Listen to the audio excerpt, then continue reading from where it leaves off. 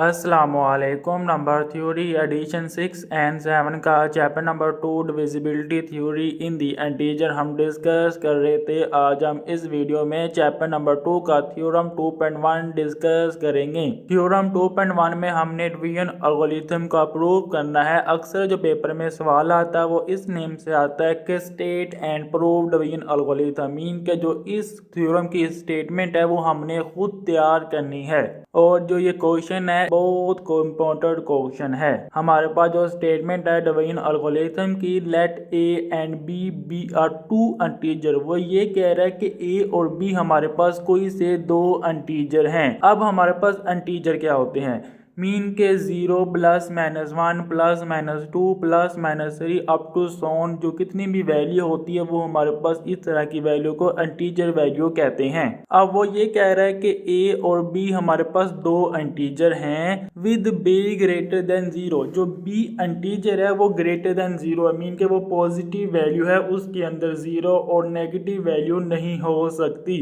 There exist unique integer Q and R, वो कह रहा है कि दो इंटीजर एग्जिस्ट करेंगे, किनके नेम क्यू और आर है। हम लिख सकते हैं a is equal to Q B plus R. वो ये कह रहा है कि जो a वैल्यू है वो b के बराबर है। क्या मैं b के साथ q को मल्टीप्लाई करूं और प्लस r को कर दूं। q और हमारे पास जो r है वो q क्वोशन और r से रिमाइंडर है, और जो हमारे पास r है वो लेस देन b और greater than and equal to 0। Mean के जो हमारे पास रिमाइंडर है वो b से छोटा और 0 से बड़ी वैल्यू हो सकती है। अब हमारे पास जो Q एंड R है वो हमारे पास क्वोशन एंड रिमाइंडर है। वो यहीं पे यही कह रहा है कि the integer Q and R is called the quotient and remainder. जो हमारे पास Q और R है वो क्वोशन और रिमाइंडर है in the division of A by B। का मैं A को B पे डिवाइड करूंगा, हमारे पास कोई क्वोशन आएगा और हमारे पास कोई ना कोई रिमाइंडर भी आएगा।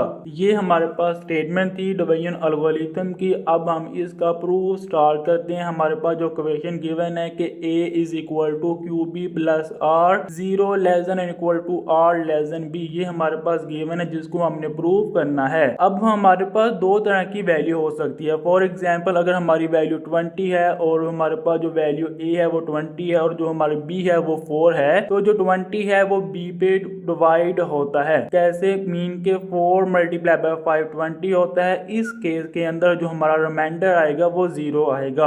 अगर हमारी जो वैल्यू a है वो b पे डिवाइड नहीं होती, मीन कैसे यहाँ पे 22 है वो 4 पे डिवाइड नहीं होता, तो 5 4 द 20 और हमारे पास जो बचेगा वो 2 बचेगा। इस केस के अंदर जो हमारा रिमाइंडर है वो 2 है, जिसको हम 4 के साथ मल्टीप्लाई कर रहे हैं। जो हमारी वो वैल्यू है वो क्वोशंट है। यहाँ पे यही बताया गया b हमारे पास कोई वैल्यू किस को जो सी वैल्यू a को डिवाइड करती है, b को q के साथ मल्टीप्लाई करूंगा, जो हमारी वैल्यू आएगी वो a से कम होगी लेकिन a के करीब 3 होगी, और हमारे पास जो नीचे वैल्यू बच जाएगी उसको हम रिमाइंडर कहते हैं। हमारे पास दो तरह के केस होती हैं। एक केस ये होता है कि अगर हमारा रिमाइंडर 0 आ जाए, दूसरा केस हमारे पास ये है कि हमारा रिमाइंडर नॉन 0 आ जाए, मीन के 0 के अलावा कोई भी वैल्यू आ जाए। और हमारे पास जो रिमाइंडर है वो ऑलवेज पॉजिटिव होता है, जो 0 के बराबर और b से छोटा होता है। मीन के इस केस के अंदर रिमाइंडर 0 है और इस केस के अंदर रिमाइंडर 0 नहीं है, वो b और 0 के दरमियान बिलोंग कर रहा है। b का मतलब है कि किस भी हम वैल्यू डिवाइड कर रहे हैं, हमारा जो रिमाइंडर है इससे छोटा आएगा और 0 या 0 से बड़ा हो सकता है। अब हम इसका प्रूफ को स्टार्ट करते हैं। कंसीडर दिस सेट, हमने एक सेट कंसीडर कर दिया। जो हमारा सेट है उसके अंदर 0 plus minus 1 plus minus 2 plus minus 3 up to so on तमाम इंटीजर वैल्यू हैं ऑफ मल्टीप्लाई बाय b। अगर उसको हम मल्टीप्लाई b से करते हैं तो हमारे पास जो वैल्यू आएगी 0 plus minus B plus minus 2b plus minus 3b plus minus 4b up to so on, ये हमारे पास इसकी वैल्यू है। कब मैंने इस सेट को b के साथ मल्टीप्लाई कर दिया। अब मेरा जो मल्टीप्लाई करने से ये होगा, जो हमारे पास ये तमाम जो वैल्यू आ रही है वो b पे डिवाइड हो रही है। मीन के जो ये सेट आ चुका है, अगर मैं इसको b पे डिवाइड करूंगा हमारे पास जो वैल्यू आएगी उसका रिमाइंडर 0 आएगा। अब हमारे पास दो तरह के केस है। पहला केस ये है कि किनका रिमाइंडर 0 आ रहा है, है, दूसरा केस ये कि हमारे पास नॉन जीरो रिमाइंडर आ रहा है। हम पहले फर्स्ट केस को डिस्कस करते हैं कि वो तमाम वैल्यू जिनको हम b पे डिवाइड करें तो हमारा जो रिमाइंडर आ जाए वो जीरो आ जाए। कैसे? इस केस के अंदर हमारी जो वैल्यू 20 है वो 4 पे डिवाइड हो रही है, हमारा जो रिमाइंडर वो जीरो आ रहा है। मीन के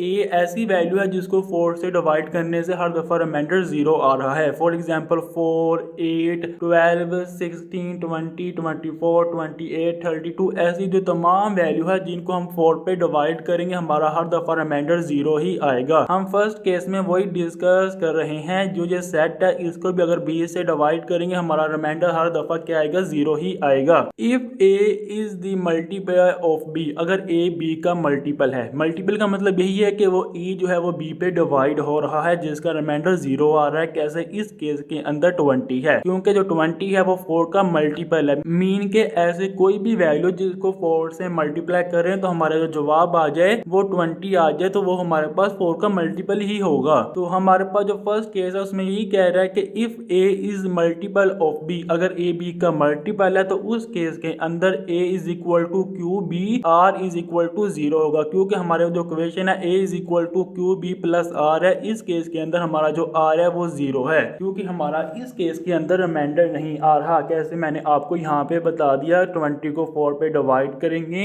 हमारे पास जो 4 है वो डिवाइड करने वाली वैल्यू b है, जो हमारे पास 5 है वो कोशेंट मीन के q है। हमारे पास इस केस के अंदर रिमाइंडर जो जीरो आ रहा है वो यही कह रहा है कि अगर a b का मल्टीपल है तो इस केस के अंदर जो हमारा a है वो is equal to Q B होगा। मीन के b को किसी भी वैल्यू से मल्टीप्लाई करूं तो जवाब हमारे पास a आ जाएगा। इस केस के अंदर जो हमारी r की वैल्यू वो जीरो होगी। हमारे पास जो सेकंड केस है, सेकंड केस वो है कि जिसके अंदर r की वैल्यू जीरो नहीं आ रही। If a is not multiple of b, अगर a b का मल्टीपल नहीं है। कैसे? यहाँ पे 22 है, 21 हो गया, 22 हो गया, 23 हो गया, ये कितनी भी वैल्यू है जो 4 के मल्टीपल नहीं है। तो वहाँ यहाँ पे यही कह रहा है कि if a is not multiple of b, अगर हमारी वैल्यू ऐसी है जो a जो वैल्यू है वो b के मल्टीपल नहीं है, तो हम कह रहे हैं क्या?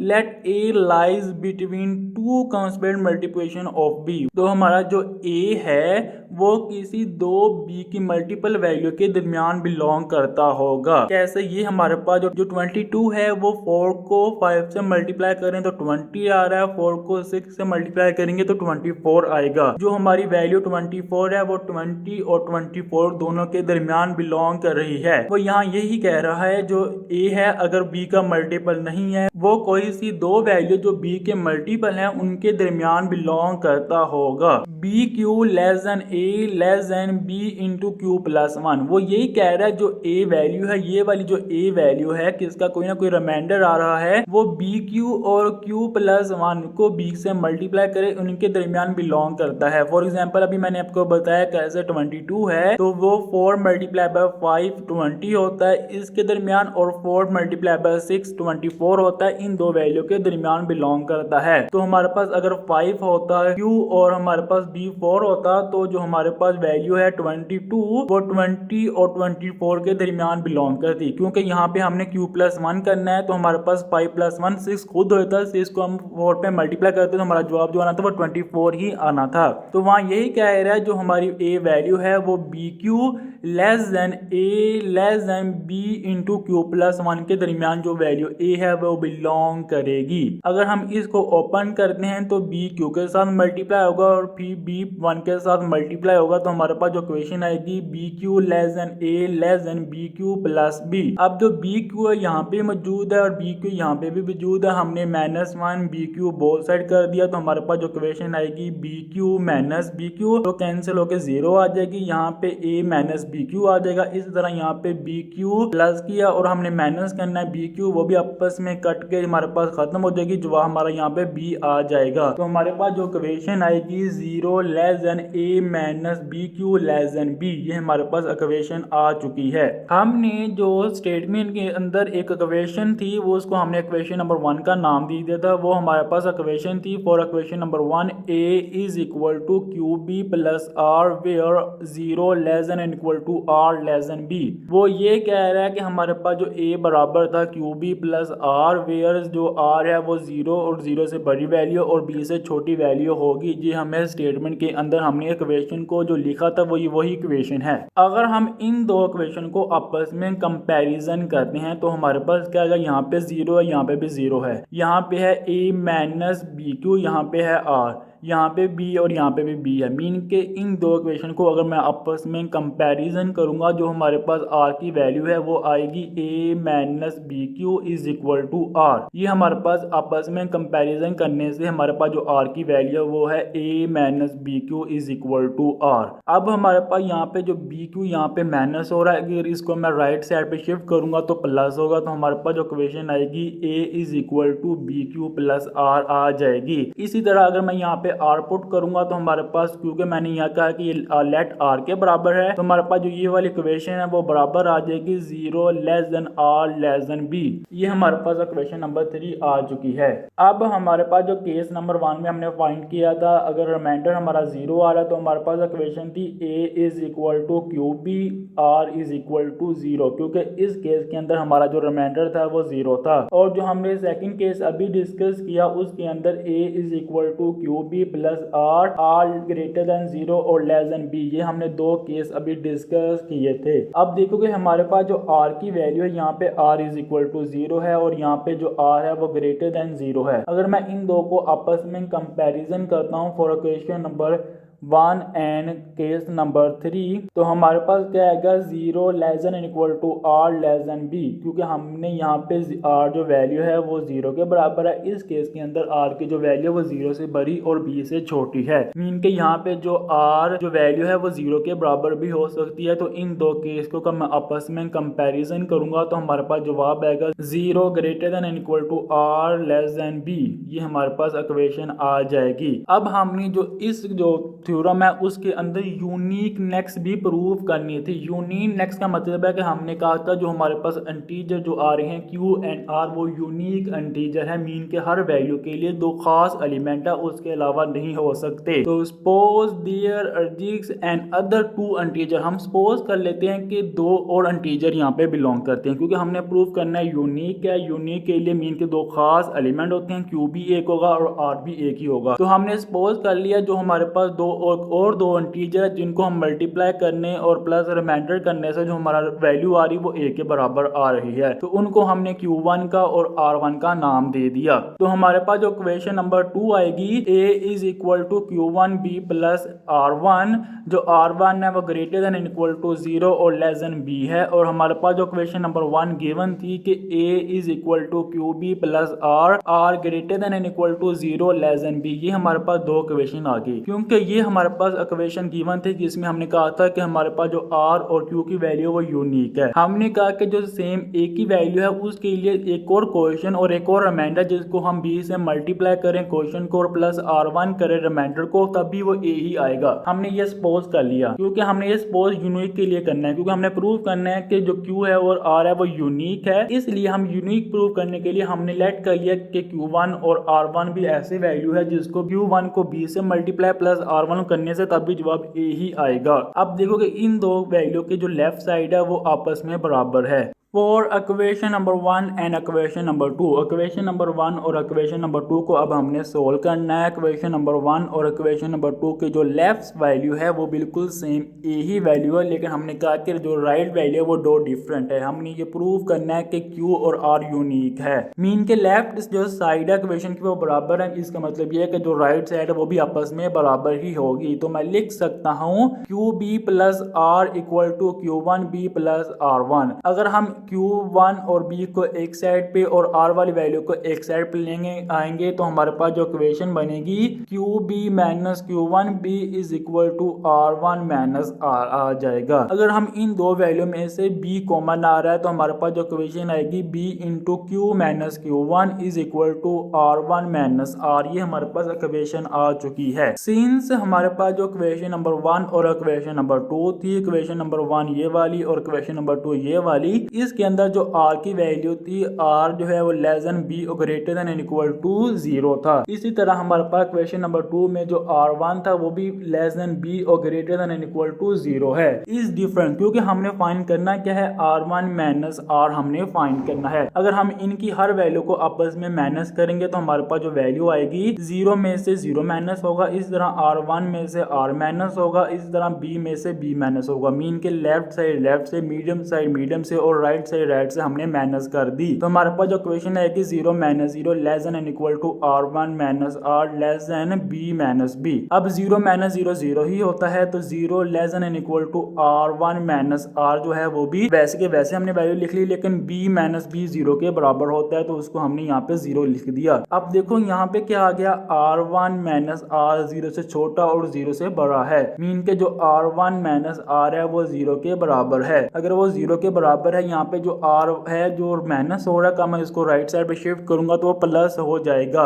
मीन के जो R1 है वो R के बराबर आ जाएगा। अगर R1 R के बराबर है, मीन के ये दोनों वैल्यू R1 और R जो है वो सेम है, तो R1 और जो R वो सेम है, इसका मतलब जो R है वो हमारे पास यूनिक वैल्यू है, एक ही वैल्यू इसके अलावा नहीं हो सकती। अब हमने जो Q है उसको भी प्रूव करना है क्या वो भी यूनिक है कि नहीं है। तो हमारे पास जो क्वेश्चन नंबर 3 थी, हमारे पास वो क्वेश्चन नंबर 3 में ये था कि B into Q minus Q1 is equal to Q1 minus R।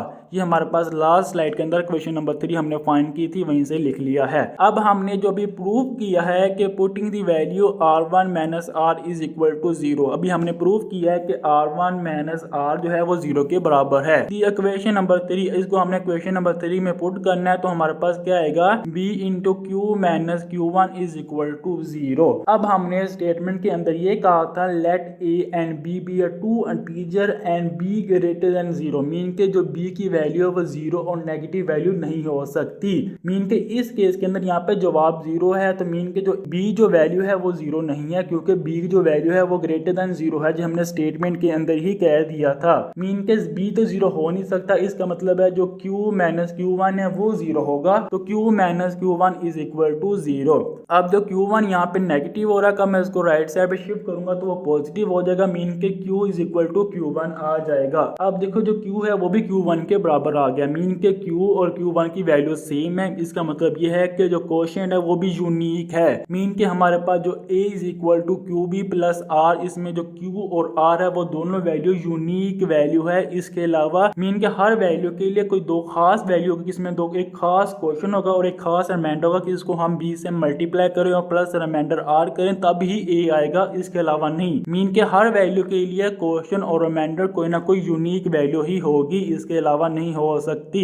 If Q is equal to Q1 and R is equal to R1, अभी हमने प्रूव किया जो Q है वो Q1 के बराबर है, जो R है वो R1 के बराबर है। The question Q and remainder R are unique, हमारे पास जो क्वेश्चन Q और रिमाइंडर R है वो हर वैल्यू के लिए यूनिक वैल्यू है। उम्मीद है आपको ये थ्योरम समझ आ गया होगा। इंशाल्लाह हम बहुत जल्दी नंबर थ्योरी की सॉल्यूशन बुक ऐप अपनी प्ले स्टोर पे अपलोड करेंगे। अगर वो आपको ऐप चाहिए हो तो हमें इस वीडियो के नीचे लाजमी कमेंट करें। तो उम्मीद है आपको ये जो थ्योरम है वो समझ आ गया होगा। अगर कोई कंफ्यूजन है तो मुझे लाजमी कमेंट करें। आप हमारा यूट्यूब चैनल भी सब्सक्राइब कर लें। हम इस यूट्यूब चैनल के ऊपर number theory, discrete math, combinatorial, function analysing जैसे बुक्स के लेक्चर अपलोड करते हैं, ताकि हर नए आने वाली वीडियो आप तक पहुंच सके। तो आप हमारा यूट्यूब चैनल लाजमी सब्सक्राइब कर लें। इंशाल्लाह नेक्स्ट वीडियो में आपसे मुलाकात करेंगे, तब तक अल्लाह हाफिज़।